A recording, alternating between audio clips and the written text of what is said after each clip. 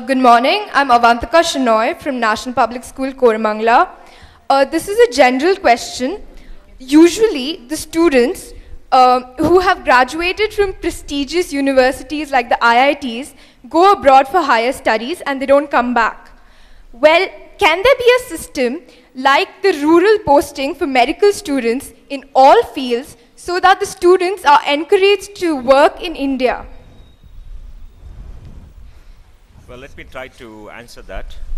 I think one of the attributes of an open society is that individuals should make a choice. And all those people in IIT are making choices. And we must create a conducive environment where they make a positive choice in our favor. And how can you do that?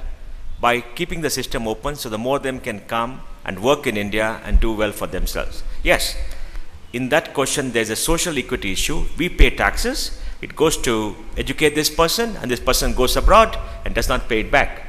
Now that question should be tackled. But we should allow the freedom to people to make choices. Because if you start imposing conditions, the best people will not go. If you say you should go only to a rural area, then the brightest people, kids will not go and do medicine. They're not going today.